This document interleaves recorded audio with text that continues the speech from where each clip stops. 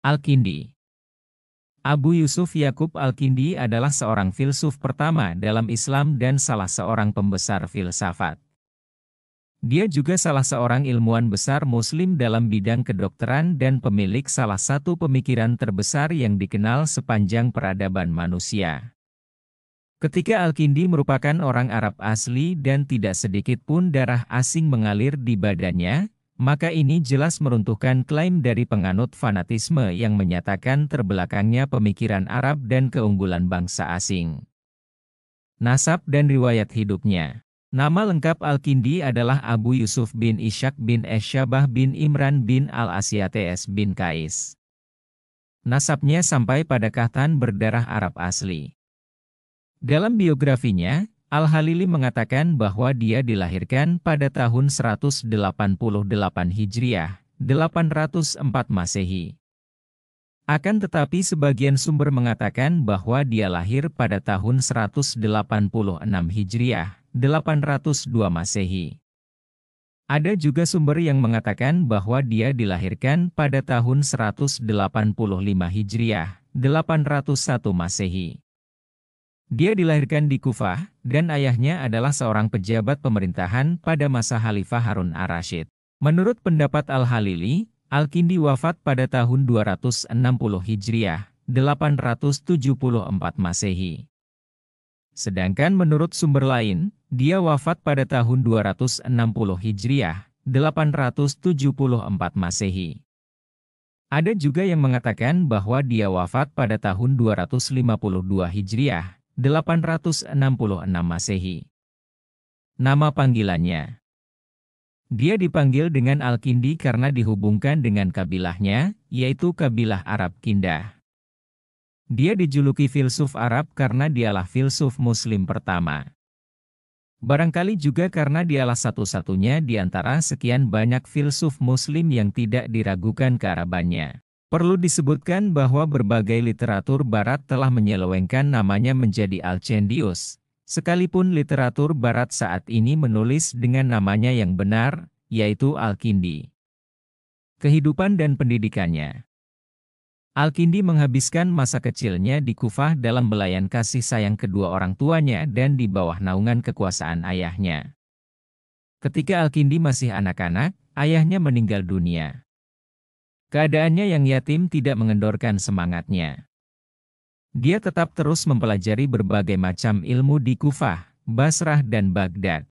Dia memulai belajarnya dari ilmu-ilmu agama, kemudian filsafat, logika, matematika, musik, astronomi, fisika, kimia, geografi, kedokteran dan teknik mesin. Kemampuannya dalam bidang filsafat dan penemuannya dalam bidang kedokteran serta keahliannya sebagai insinyur telah diakui oleh para ilmuwan lain yang hidup pada masanya. Kejeniusan dan kemampuannya dalam berbagai bidang sempat menjadi sumber kedengkian orang-orang yang dengki dan lemah jiwanya, sehingga hampir saja Al-Kindi dipenjara, dicambuk dan diboikot. Anehnya, di antara mereka juga ada yang menjelek-jelekan perilakunya dan mengklaimnya sebagai orang pelit. Dalam bidang penguasaan bahasa asing, Al-Kindi menguasai dua bahasa, yaitu bahasa Yunani dan Suryani. Ada yang mengatakan bahwa dia juga menguasai bahasa asing lainnya. Penguasaannya terhadap berbagai bahasa inilah yang telah membantunya menguasai berbagai macam ilmu dan menjadikannya sangat berpengaruh bagi Khalifah Al-Ma'mun, sehingga dia mengangkatnya sebagai penerjemah buku-buku asing yang dianggap penting. Penemuan ilmiah dan pemikiran Al-Kindi. Al-Kindi adalah seorang ilmuwan besar yang setara dengan Ibnul Haytham dan Al-Biruni. Dia memiliki pemikiran besar yang mungkin mengungguli penemuan para ilmuwan besar lainnya sepanjang sejarah. Kalau saja dia tidak hidup pada masa itu, barangkali peradaban Islam tidak akan semaju waktu itu. Demikian juga pada masa Ibnul Haytham, Al-Biruni, Al-Karahi dan Ibnu Sina. Sebagaimana yang kita ketahui bahwa perkembangan peradaban terjadinya karena pergerakan yang selalu bertambah, atau dengan kata lain ada kerja berkesinambungan yang terus-menerus dilakukan antar generasi. Sebagaimana pada saat itu, Arab tidak memiliki karya besar terjemah sebelumnya. Al-Kindi termasuk ilmuwan yang hidup pada masa pergerakan terjemah, dan dia sendiri adalah seorang penerjemah sebagaimana yang telah kami sebutkan. Para penerjemah buku-buku Al-Kindi mengatakan bahwa kumpulan buku-buku yang dikarang olehnya dalam bidang filsafat, logika dan berbagai macam ilmu lainnya, jumlahnya mencapai 200 buku. Bahkan Dr. Abdul Halim Muntashir mengatakan dalam bukunya, Tarikh Al-Ilm, bahwa buku yang dikarang Al-Kindi mencapai 230 buku. Penemuan di bidang astronomi. Al-Kindi mengamati posisi bintang, planet dan letaknya dari bumi. Dia memperingatkan dampaknya pada bumi, kemungkinan pengukurannya, penentuan pengaruhnya sebagaimana yang terjadi pada fenomena air pasang dan surut yang sangat berkaitan erat dengan posisi bulan. Dia memiliki pikiran yang cerdas dan keberanian ilmiah yang menjadikannya berani menghubungkan antara satu fenomena dengan fenomena alam lainnya di atas bumi, sehingga dapat menciptakan penemuan baru.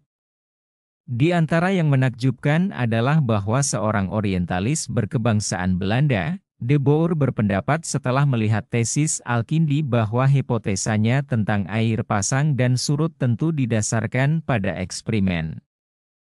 Karyanya di bidang astronomi. Al-Kindi menulis 16 buku dan artikel di bidang astronomi. Buku-buku tersebut antara lain, Kitab Al-Manasir Al-Falakiyah, Kitab Mahyatul Falak, Kitab Risalah fi Syifatil Istarlab Beyel Handasah, Kitab Risalah fi Syuruk Al-Kawakib wa Gurubiha Al Handasah, Kitab Risalah fi Shinaati Batlimous Al-Falakiyah, Kitab Tanah Jarmul Alam, Kitab Risalah fi Lalil Auda An-Nujumiyah. Penemuan di bidang ilmu alam dan fisika. Al-Kindi membuat tesis tentang warna biru langit. Dia menjelaskan bahwa warna biru bukanlah warna langit itu sendiri, melainkan warna dari pantulan cahaya lain yang berasal dari penguapan air dan butir-butir debu yang bergantung di udara. Sebaliknya cahaya itu tidak datang dari benda-benda ini dan juga tidak bersumber darinya. Akan tetapi Al-Hasan bin Al-Haytham akan menjelaskan hal itu nanti. Tesis ini mendekati banyak penafsiran ilmiah yang benar, yang kita ketahui pada masa sekarang. Karyanya di bidang ilmu pengetahuan alam. Dia menulis sebanyak 12 buku dalam ilmu pengetahuan alam. Adapun sebagian buku tersebut adalah sebagai berikut, Kitab Ilmu Ar-Radi wa Al-Barki wa At-Salji wa Esyawaiki wa Al-Madhar. Merupakan kitab yang menafsiri fenomena alam. Kitab Fil Al-Basyariyat, Risalah fi Zarkati As-Sama, Kitab Fi Al-Ajra'am Al-Gaisah. Penemuan di bidang teknik mesin, yaitu ilmu mekanik dalam istilah industri dan teknik saat ini, atau ilmu yang secara khusus berhubungan dengan alat-alat, rangkaian, dan menjalankan fungsinya. Al-Kindi banyak belajar ilmu ini baik secara teoritis maupun praktis. Dia telah menjadi insinyur peradaban Islam dan turut serta dalam pelaksanaan proyek-proyek pembangunan seperti proyek penggalian kanal untuk membuka jaringan sungai Dajlah dan Furat. Penemuan di bidang kimia, industri kimia dan ilmu perlogaman. Dalam penelitiannya di bidang kimia, Al-Kindi telah memberikan kontribusi yang banyak bagi negeri dan warga negaranya. Dia menguasai berbagai macam ilmu kimia, seperti dalam pembuatan parfum, aroma kimia, kimia untuk membuat kaca, warna, dan besi. Dia memiliki sebuah tesis yang berhubungan dengan pembuatan parfum secara kimiawi dan menciptakan berbagai jenis aroma dari parfum itu, seperti pembuatan minyak kasturi, mist. Dia menyebutkan bahan-bahannya, cara penyulingannya dan cara pencampurannya. Demikian juga dengan pembuatan parfum aroma bunga mawar dan aroma bunga jasmin. Al-Kindi juga menjelaskan secara ilmiah berbagai proses kimiawi penting, seperti penyaringan dan penyulingan. Al-Kindi juga membuat pedang sebagaimana yang disebutkan dalam 2 bukunya dan dia menjelaskan macam-macam besi dan ciri-cirinya serta cara pembuatannya dan pencampurannya. Cara seperti itu sampai sekarang masih dipakai dalam pembuatan pedang, yang mana besi biasa dicampur dengan baja dalam ukuran tertentu kemudian dipanaskan secara bersamaan dengan campurannya, dengan prosentase karbon berkisar antara 5–10% sehingga didapatkan baja yang sangat keras dan menjadi pedang yang tajam. Adapun sebagian karya Al-Kindi dalam bidang kimia dan kimia industri serta ilmu pertambangan adalah sebagai berikut, Kitab Tanbih al-Hada, Al-Kimiyayin. Risalah fi Anwa, Al-Ma'adinat Samina. Kitab Kimia, Al-Iltihar wa Tashidat. Kitab Shinatis Zujaj. Kitab Ema Yudafu min Madah ala Shinait Asuyuf Hatta Teahud Shalabataha. Kitab Al-Jawahir wal Ashbah. Risalah fi Anwai al-Hijarah. Kitab Shinait al-Alwan. Kitab Shinait Asuyuf. Penemuan di bidang matematika. Al-Kindi percaya kepada pendapat para ilmuwan bangsa Yunani yang menjadikan ilmu matematika sebagai pengantar yang paling tepat bagi ilmu filsafat dan logika. Hal ini karena ilmu matematika melatih akal untuk berpikir benar dan teratur. Karya Al-Kindi dalam ilmu matematika mencapai 43 buku. 11 buku diantaranya tentang ilmu hitung dan 32 buku tentang ilmu geometri. Beberapa karya Al-Kindi di bidang matematika. Kitab Mabadi, Al-Hisab. Kitab Al-Hisab Al-Handasi. Risalah fi Al-Ihtimalat. Kitab fi Istimali Al-Hisab Al-Hindi. Kitab Al-Hail Al-Adadiyah wa Ilmu Admariha, Risalah fi Al-Qiyasat. Karyanya di bidang ilmu geometri. Kitab Al-Barahin Al-Masahiyah. Kitab Islah Iklits. Kitab Kismah Dairah Bi'at Salat Sat Aksam. Kitab Agrad. Kitab Iklits. Kitab Taksim Al-Mutsalat Swa Al-Murabba. Risalah fi Tashtih Al-Qurrah. Kitab Kaifa Ta'mal Dairah Musayyah li Sathi Istiwanah Mafrudah.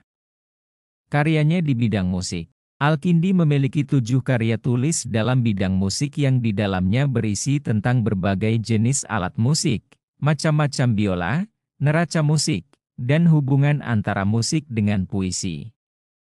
Buku-buku ini hingga sekarang masih tersimpan di Perpustakaan Museum Britania.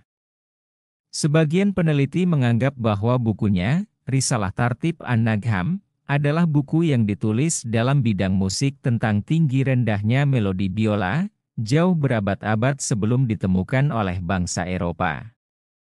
Karyanya yang lain di bidang musik. Risalah fi Al-Ika. Risalat Al-Madhal ila Shinaati Al-Musika. Penemuan di bidang kedokteran dan farmasi. Al-Kindi adalah seorang dokter terkemuka. Dia telah menulis sebanyak 22 buku di bidang kedokteran dan banyak memisah-misahkan spesialisasi dalam bidang kedokteran yang penting, sebagaimana dia juga telah mendahului penggunaan musik sebagai salah satu alat untuk mengobati beberapa penyakit. Beberapa karya Al-Kindi di bidang kedokteran. Dalam bidang kedokteran, Kitab Aktib Al-Bakruthi. Kitab Aktib Ar-Rauhani. Kitab Tadbir Al-Ashiha. Kitab Waju Al-Maidah wan Nakus. Kitab Ilaj Atal. Kitab Al-Maut Al-Mufaji. Kitab Al-Humayat. Kitab Ilati Nafsid Dam. Kitab Kaifiyati Ad-Dimag. Kitab Udhati Al-Khalid. Karya di bidang farmasi.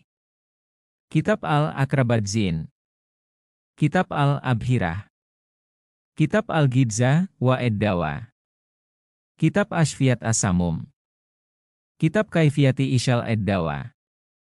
Karya bidang ilmu logika dan filsafat. Al-Kindi mendalami filsafat Yunani dan menerjemahkan sebagian buku-bukunya, menambah dengan keterangan dan komentar yang menunjukkan pada kemampuannya yang sangat besar dalam bidang itu. Kenyataan inilah yang membuat Khalifah Al-Ma'mun memberikan tugas kepadanya untuk menerjemahkan buku-buku karangan Aristoteles. Dia juga menguasai pemikiran dan filsafat Persia dan India.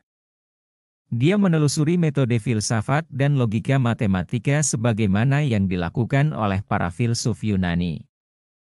Hubungan Al-Kindi yang kuat dengan filsafat memberikan dampak yang sangat besar bagi perkembangan pemikiran ilmiahnya.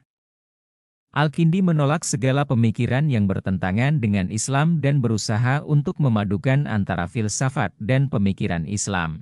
Mengingat penjelasan secara detail tentang peranan Al-Kindi dalam bidang filsafat dan karya-karyanya yang tidak sepenuhnya menjadi fokus utama pembahasan buku ini, maka kami cukup memberitahukan bahwa karya Al-Kindi dalam bidang filsafat berjumlah sebanyak 22 buku. Hilangnya buku-buku Al-Kindi. Yakub Al-Kindi memiliki lebih dari 200 buku yang dikarangnya. Bahkan Dr. Abdul Halim Muntashir mengatakan dalam bukunya, Tarikh al-Ilm wa Daur al-Arab fi Takaddumihi, bahwa buku karangan Al-Kindi lebih dari 230 buku. Akan tetapi yang sangat disayangkan, kebanyakan dari buku-buku ini hilang dan tidak sampai ke tangan kita kecuali judul-judulnya saja yang diberitahukan oleh penerjemahnya kepada kita. Pemikiran ilmiah Al-Kindi. Secara global, fenomena pemikiran ilmiah Al-Kindi dan indikator yang menunjukkan pada keistimewaannya adalah sebagai berikut. Dia termasuk di antara para ilmuwan pertama yang berpedoman pada metode eksperimen sebagai suatu cara untuk menyimpulkan hakikat ilmiah. Dalam hal ini, kami telah memaparkan pengakuan ilmuwan Belanda, De Boer. Dia mengetahui peranan ilmu matematika dalam membangun akal dan melatihnya untuk konsisten dengan kebiasaan berpikir yang benar. Dalam hal itu, dia berkata, filsafat tidak dapat diperoleh kecuali dengan menguasai ilmu matematika. Al-Kindi menyadari bahwa hakikat teori ilmiah dan pemikiran tidak akan benar kecuali setelah melalui proses pematangan yang lama. Dalam hal itu, dia berkata, kebenaran yang sempurna tidak akan didapat oleh seseorang, karena ia akan sempurna secara bertahap dengan disempurnakan oleh para generasi pemikir. Sebagai ilmuwan yang memiliki jiwa sehat, dia mengingkari pengaruh bintang-bintang kepada keadaan manusia dan membantah perkataan paranormal tentang pergerakan benda-benda langit. Sekalipun demikian, dia termasuk pemerhati astronomi sebagai salah satu ilmu pengetahuan alam dan mengetahui manfaatnya secara ilmiah dalam berbagai kehidupan manusia. Perhatiannya dalam bidang kimia terbatas pada manfaatnya secara ilmiah, yaitu pada bidang industri dan pengobatan. Dia menolak pemanfaatannya sebagai cara untuk merubah logam yang murah menjadi emas. Menurutnya, pekerjaan seperti ini hanya membuang waktu para ilmuwan pada sesuatu yang tidak banyak manfaatnya. Komentar tentang Al-Kindi. Seorang orientalis Perancis, Cara de Vaux, mengatakan, Al-Kindi merupakan salah satu dari 12 ilmuwan yang terkemuka di dunia. Pendeta dan ilmuwan Inggris, Roger Bacon mengatakan, Al-Kindi dan Al-Hasan bin Al-Haytham berada di barisan pertama bersama Ptolemeus. Seorang politikus dan pemikir Inggris, Anthony Nothing mengatakan, apabila Ibnu Sina merupakan filsuf terbesar yang memadukan antara pemikiran Aristoteles, Plato dan Islam, maka sebenarnya dia bukan satu-satunya dalam hal itu.